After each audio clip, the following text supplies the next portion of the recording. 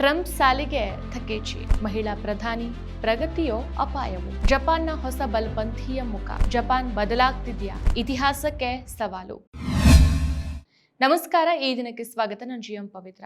ಜಪಾನ್ನ ರಾಜಕೀಯ ಅಂತಂದ್ರೆ ಶಾಂತ, ಶಿಸ್ತಿನ, ಅಳತೆ ಮಾತಿನ ಲೋಕ. ಅಲ್ಲಿ ಭಾವೋದ್ರೇಕವು ಮಿತಿಯಲ್ಲಿ, ಸಂಘರ್ಷವು ನಿಯಂತ್ರಣದಲ್ಲಿ. ಅಂಥ ದೇಶದ ರಾಜಕೀಯ ಇತಿಹಾಸದಲ್ಲಿ ಮೊದಲ ಬಾರಿಗೆ ಮಹಿಳೆಯೊಬ್ಬರು ಪ್ರಧಾನಿಯಾಗಿದ್ದಾರೆ ಅನ್ನೋ ಸುದ್ದಿ ಕೇಳಿದಾಗ ಅದು ಸ್ವಾಭಾವಿಕವಾಗಿ ಪ್ರಗತಿಯ ಸಂಕೇತವಾಗಿ ಕಾಣಿಸುತ್ತೆ.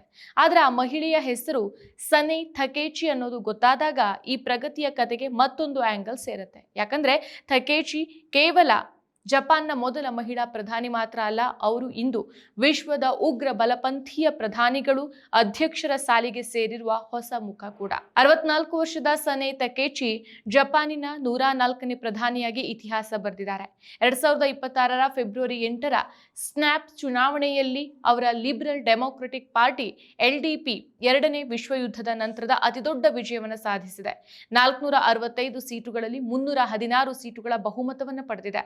ಇದು ಅವರನ್ನ ಜಪಾನಿನ ರಾಜಕೀಯದಲ್ಲಿ ಅಜೇಯ ನಾಯಕಿಯನ್ನಾಗಿ ಮಾಡಿದೆ. ಥಕೇಚಿ ಕೇವಲ ಮಹಿಳಾ ಮೊದಲ ಪ್ರಧಾನಿಯಲ್ಲ, ಅವರು ವಿಶ್ವದ ಉಗ್ರ ಬಲಪಂಥೀಯ ಪ್ರಧಾನಿಗಳು ಅಧ್ಯಕ್ಷರ ಸಾಲಿಗೆ ಸೇರಿದ ಹೊಸ ಸೇರ್ಪಡೆ ಕೂಡ ಹೌದು.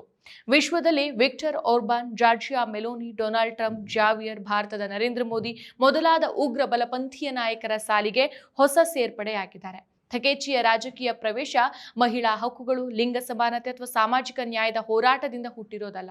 ಅವರು ಬೆಳೆದ ರಾಜಕೀಯ ಪರಿಸರ, ಅವರ ಭಾಷಣಗಳು, ನೀತಿ ನಿಲುವುಗಳು ಎಲ್ಲವೂ ಸಹ ಜಪಾನಿನ ಕಠಿಣ ರಾಷ್ಟ್ರವಾದದ ವಿಸ್ತರಣೆ.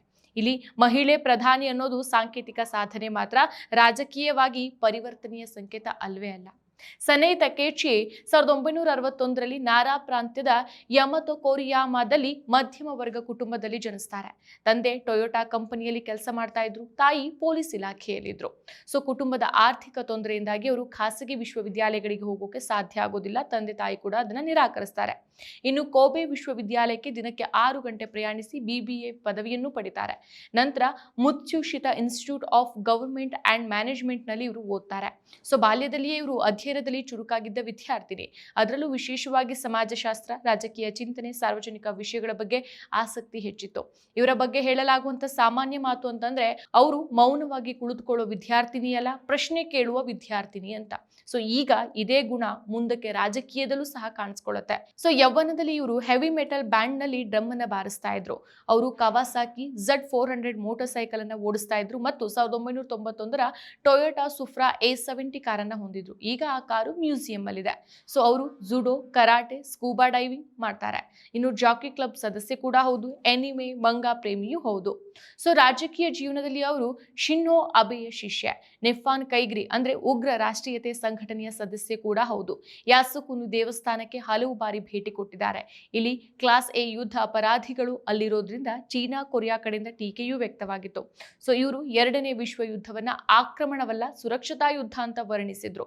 ಇದರಿಂದ ಕೊರಿಯಾ, ಚೀನಾ ಮಾತ್ರ ಅಲ್ಲ, ಸ್ವತಃ ಜಪಾನ್ನಲ್ಲೇ ಮಾನವ ಹಕ್ಕು ಪರ ಹೋರಾಟಗಾರರು ಆತಂಕಗೊಂಡಿದ್ರು.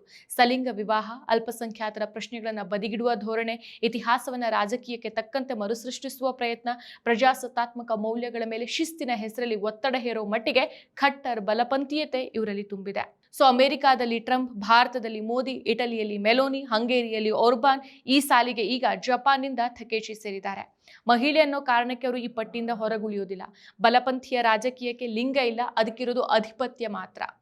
ಇನ್ನು ಥಕೇಚಿ ಸಂವಿಧಾನ ಸುಧಾರಣೆ ಅಂದ್ರೆ ಆರ್ಟಿಕಲ್ 9 ಬದಲಾಯಿಸಿ ಸೈನ್ಯವನ್ನ ರಾಷ್ಟ್ರೀಯ ಸೇನೆ ಅಂತ ಗುರುತಿಸೋದು, ರಕ್ಷಣಾ ವೆಚ್ಚ 2%ಗೆ GDPಗೆ ಹೆಚ್ಚಿಸೋದು, ಹಾಗೇನೆ ಚೀನಾ ವಿರುದ್ಧ ಕಠಿಣ ನಿಲುವನ್ನು ತಾಳಿರೋದು, ಇಮಿಗ್ರೇಷನ್ ಕಟ್ಟುನಿಟ್ಟು ನಿಯಂತ್ರಣಗಳು, ದೊಡ್ಡ ಬಜೆಟ್ ಘೋಷಣೆ, ಇವುಗಳನ್ನ ಜಾರಿಗೊಳಿಸೋ ಆಶ್ವಾಸನೆಯನ್ನು ನೀಡಿರೋದೇ ಅವರ ಬಹುಮತಕ್ಕೆ ಕಾರಣ. ಇನ್ನು ಮಹಿಳೆಯೊಬ್ಬರು ಅಧಿಕಾರಕ್ಕೆ ಬಂದ್ರೆ ಅದು ಎಲ್ಲಾ ಮಹಿಳೆಯರ ಗೆಲುವ? ಥಕೇಚಿಯ ಉದಾಹರಣೆಯನ್ನ ಹೇಳೋದು ಅದು ಎಲ್ಲಾ ಮಹಿಳೆಯರ ಗೆಲುವಲ್ಲ ಅಂತ. ಅವರು ಅಧಿಕಾರಕ್ಕೆ ಬಂದಿದ್ದಾರೆ, ಆದ್ರೆ ಪಿತೃ ಪ್ರಧಾನ ವ್ಯವಸ್ಥೆನ ಪ್ರಶ್ನಿಸಿಲ್ಲ. ಅವರೇನೋ ಶಕ್ತಿಶಾಲಿಯಾಗಿದ್ದಾರೆ, ಆದ್ರೆ ದಮನಿತರ ಪರವಾಗಿ ಧ್ವನಿಗೂಡಿಸಿಲ್ಲ. ಇದು ಸಂಭ್ರಮದ ಕ್ಷಣನೋ ಅಥವಾ ಭವಿಷ್ಯದ ಅಪಾಯದ ಸೂಚನೆಯೋ ಅದನ್ನ ಮುಂದಿನ ದಿನಗಳು ನಿರ್ಧರಿಸುತ್ತೆ. ಜಪಾನ್ ಈಗ ಏಷ್ಯಾದಲ್ಲಿ ಅತ್ಯಂತ ಬಲವಾದ ಬಲಪಂಥೀಯ ಸರ್ಕಾರವನ್ನ ಹೊಂದಿದೆ. ಇದು ಚೀನಾ, ಉತ್ತರ ಕೊರಿಯಾ ಎದುರು ಗಟ್ಟಿಯಾಗಿ ನಿಲ್ಲೋದು, ಆದ್ರೆ ಪ್ರಗತಿಪರ ಸಮಾಜವನ್ನ ಹಿಂದಕ್ಕೆ ತಳ್ಳೋದೇ ಹೊಸ ಪ್ರಧಾನಿಯ ಪ್ರಯೋಗವಾಗಬಹುದು. ಅದಕ್ಕಾಗಿನೇ ಥಕೇಚಿ ಎಲ್ರಿಗೂ ಇಷ್ಟ ಆಗುವಂತ ನಾಯಕಿ ಅಲ್ಲ, ಆದ್ರೆ ಯಾರೂ ಲಘುವಾಗಿ ತೆಗೆದುಕೊಳ್ಳಲಾರದ ವ್ಯಕ್ತಿತ್ವ. ಜಪಾನ್ನ ಮೊದಲ ಮಹಿಳಾ ಪ್ರಧಾನಿ ಅನ್ನೋದು ಇತಿಹಾಸ. ಆದರೆ ತಕೇಚಿ ಪ್ರತಿನಿಧಿಸುವಂತ ರಾಜಕೀಯ ಮಾತ್ರ ಒಂದು ಎಚ್ಚರಿಕೆ ಆಗ್ಬಿಡತ್ತೆ. ಇದು ಮಹಿಳಾ ನಾಯಕತ್ವದ ಜಯನ ಅಥವಾ ಬಲಪಂಥೀಯ ರಾಜಕೀಯದ ಮತ್ತೊಂದು ಮುಖಾನ? ಮತ್ತಷ್ಟು ವಿಶೇಷ ವಿಡಿಯೋಗಳನ್ನು ನೋಡಲು ಮತ್ತು ಹೊಸ ವಿಡಿಯೋಗಳ ಬಗ್ಗೆ ತಿಳಿಯಲು ಈ ದಿನ .com ಯೂಟ್ಯೂಬ್ ಚಾನೆಲ್ ಸಬ್ಸ್ಕ್ರೈಬ್ ಮಾಡಿ ಮತ್ತು ಬೆಲ್ ಐಕಾನ್ ಕ್ಲಿಕ್ ಮಾಡಿ.